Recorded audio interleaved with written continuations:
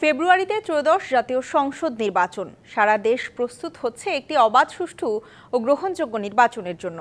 কি ভাবছেন সাধারণ মানুষ থেকে শুরু করে আগামীর জনপ্রতিনিধিরা, সে কথা জানাতে ডিবিসি নিউজের ইলেকশন এক্সপ্রেস ছুটে যাচ্ছে সব সংসদীয় আসনে।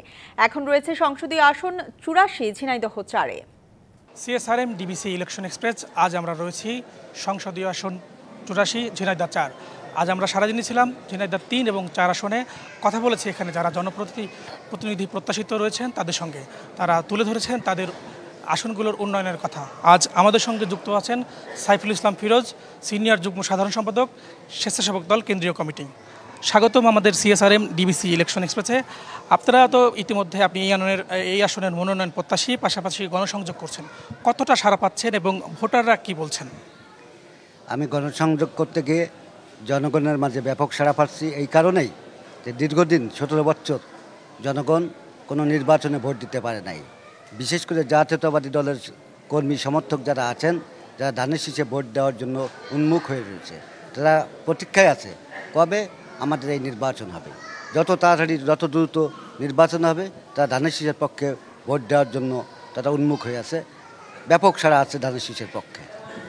একটা প্রজন্ম বলাই চলে ভোট দিতে পারে নাই, বিশেষ করে তরুণ প্রজন্ম এবং নারী ভোটারদের জন্য আপনার কি প্রতিশ্রুতি রয়েছে? তাদের জন্য আপনি কি করবেন? পাশাপাশি বেকার যুবক যারা রয়েছেন এই আসনে, তাদের বিষয়ে আপনি যদি ক্ষমতায় আসেন কি করবেন? প্রথমত বলবো তরুণদের জন্য, যারা তরুণ যুবক অনেকে বেকার হয়ে আছে, দীর্ঘ ১৭ বছর কোনো কর্মসংস্থানের ব্যবস্থা হয় নাই। আমরা প্রতিশ্রুতি দিচ্ছি আমাদের সরকার গঠন হলে আমাদের নেতা তারেক রহমানের পক্ষ থেকে বেকার সমস্যা সমাধানের জন্য শতভাগ প্রচেষ্টা করা হচ্ছে। এবং শুধু বেকার সমস্যার সমাধানই নয়, তাদেরকে চাকরি বাকরির ব্যবস্থা এবং বিভিন্ন উৎপাদনমুখী যে কাজগুলো আছে, কর্মক্ষেত্রগুলো আছে, সেই জায়গাগুলোই আমাদের নেতা তারেক রহমানের নির্দেশে আমরা জনগণকে প্রতিশ্রুতি দিচ্ছি। বিএনপি ক্ষমতায় আসলে আমরা সেই ব্যবস্থাগুলো করব। আপনাদের এই আসনটিতে আমরা দেখেছি কালীগঞ্জ উপজেলায় হালকা বৃষ্টি হলেও জলাবদ্ধতা তৈরি হয়, পাশাপাশি কৃষকদের জন্য অনেকগুলো সমস্যা রয়েছে। সেই বিষয়ে কী ভাবছেন? পাশাপাশি উন্নত চিকিৎসার জন্যও তাদেরকে বিভিন্ন জায়গায় যে চিকিৎসা করাতে হয়। আপনি যদি ক্ষমতায় আসেন, আপনি এই বিষয়গুলোতে কী ব্যবস্থা নেবেন? আপনি যেটা দেখছেন যে জলাবদ্ধতা, এই কালীগঞ্জের জলাবদ্ধতা আপনি অল্প কিছু জায়গায় দেখেছেন। অল্প একটু বৃষ্টি হলেই আমার এলাকার মানুষ তারা ঘর থেকে বের হতে পারে না, পায়ে হেঁটেও যেতে পারে না, রিক্সা বা যানবাহন তো দূরে থাক। আমি আমার পৌরসভা থেকে শুরু করে আমার নির্বাচনী এলাকার 14টি ইউনিয়ন আছে, প্রত্যেক জায়গায় গণসংযোগ করতে গিয়ে এই একই সমস্যার সমাধান দেখেছি। আমি আমার সরকার গঠন করলে, আমার নেতা তারেক রহমান প্রধানমন্ত্রী হলে, আমি সংসদে গিয়ে আমার এই এলাকার জলাবদ্ধতা কীভাবে নিরসন করা যায় তার জন্য আমি সংসদে আলোচনা করব এবং জলাবদ্ধতা আমরা নিরসন করব। আপনি তো এই আসলে অনেক দিন ধরেই রয়েছেন, পাশাপাশি আমরা দেখছি এখানে আইন শৃঙ্খলা পরিস্থিতিরও ব্যাপক অবনতি রয়েছে। তুচ্ছ ঘটনাকে কেন্দ্র করে যেমন খুনের ঘটনা ঘটছে, পাশাপাশি ছিনতাই, চাঁদাবাজির ঘটনাও ঘটেছে। এই বিষয়ে আপনাদের জিরো টলারেন্স রয়েছে। আপনি কতটা কঠোর হবেন এই বিষয়গুলোতে যদি আপনি মনোনীত হন? আমি সংসদ সদস্য নির্বাচিত হলে আপনি যেটা বললেন, এই এলাকায় সন্ত্রাস, চাঁদাবাজি যে ক্ষেত্র তৈরি করে গেছে বিগত সরকার, সেই জায়গা থেকে আমি জিরো টলারেন্সে আনব। একটি মানুষও, আমার দলের একটি কর্মী সহ কেউ যদি এই সমস্ত সন্ত্রাসী এবং চাঁদাবাজির সাথে জড়িত হয়, তাদের কাউকেই দল থেকে ক্ষমা করা হবে না। দল থেকে সাংগঠনিক ব্যবস্থা তো নেওয়াই হবে, বহিষ্কার করাই হবে এবং প্রশাসনের সহায়তায় আইনানুগ ব্যবস্থা আমরা গ্রহণ করব।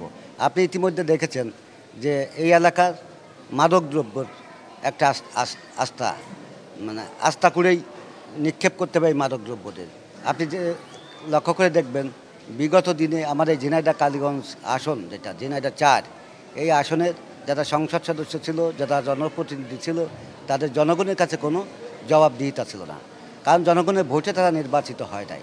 ইতিমধ্যে আপনি লক্ষ্য করেছেন আমাদের দুর্ভাগ্যজনক যে কালীগঞ্জ আসনের সাবেক একজন সংসদ সদস্য, যিনি বিনা ভোটে নির্বাচিত হয়েছিলেন, তিনি ভারতে গিয়ে খুন হয়েছে শুধুমাত্র এই চোরা কারবারিকে কেন্দ্র করে। আমি জনগণকে প্রতিশ্রুতি দিয়েছি যে আমার সরকার গঠন করলে, বিএনপির সরকার গঠন করলে আমরা একটি জায়গায়ও মাদক বা চোরা কারবারির কোনো জায়গা থাকবে না। আমরা সকলকেই আইনের সোপর্দ করব। সবার আগে বাংলাদেশ, যেটা আপনাদের ভারপ্রাপ্ত চেয়ারম্যান তারেক রহমান বলেছিলেন, সেক্ষেত্রে এই আসনগুলোতে আমরা দেখেছি তাদের যেহেতু বেশ কিছু সমস্যা রয়েছে, বিশেষ করে বেকারদের অনেক বড় একটা সমস্যা রয়েছে, যোগাযোগ ব্যবস্থারও খুব খারাপ অবস্থা। আমরা দেখি অনেকগুলো রাস্তা এখনও তৈরি হয়নি, এই শহরটার অনেকটা কেন্দ্রবিন্দু। এই যোগাযোগ ব্যবস্থা বিগত 17 বছরে ভেঙে পড়েছে, পাশাপাশি অন্যান্য সমস্যাগুলোও রয়েছে। ভোটারদের দ্বারা আপনার কাছে আলাদাভাবে কোনো প্রতিশ্রুতি আছে কিনা? নারী ভোটার যারা রয়েছে তাদের বিষয়ে আপনার মতামত? বিশেষ করে যে যোগাযোগ ব্যবস্থার কথা বললেন, এই যে ভোট চাইতে গিয়ে বিভিন্ন জায়গায় সেই আমাদের সরকার 91-96 সালে থাকতে যে রাস্তাঘাট বিভিন্ন জায়গায় কাঁচা রাস্তাকে পাকা করা হয়েছিল। 2001 সাল থেকে যখন আমরা ক্ষমতায় ছিলাম, বিএনপি ক্ষমতায় ছিল, তখন এগুলো সংস্কার করা হয়েছে। কিন্তু এই 17 বছরে হাজার হাজার কোটি টাকা স্যাংশন করা হয়েছে সরকারের পক্ষ থেকে, কিন্তু কোনো উন্নয়ন হয় নাই।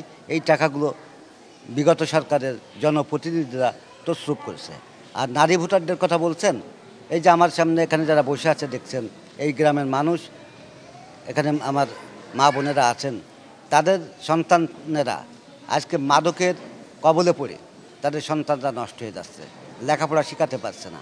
আমরা নারী ভোটারদেরকে শিক্ষা ব্যবস্থা সুনিশ্চিত করার জন্য, বিশেষ করে আমাদের মেয়েদের ছেলেদেরকে লেখাপড়া নিশ্চিত করার জন্য আমরা স্কুল কলেজে আমাদের সরকারের পক্ষ থেকে যে ডিগ্রি পর্যন্ত অবৈতনিক শিক্ষা ব্যবস্থা চালু করবে, আমরা সেই প্রতিশ্রুতি তাদেরকে দিচ্ছি।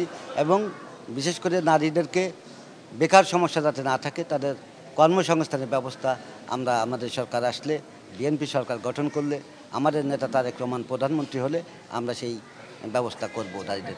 সর্বশেষ প্রশ্ন করি, এই আসনে বিএনপি ছাড়া অন্যান্য সবারই একক প্রার্থী ঘোষণা করা হয়েছে, আপনি ছাড়া বিএনপিতে অনেক প্রত্যাশী রয়েছেন। সেক্ষেত্রে যদি দল আপনাকে মনোনয়ন না দেয়, নির্বাচনে জয়ী হওয়ার বিষয়ে, অন্যান্য প্রার্থীকে বিজয়ের বিষয়ে আপনি কি করবেন?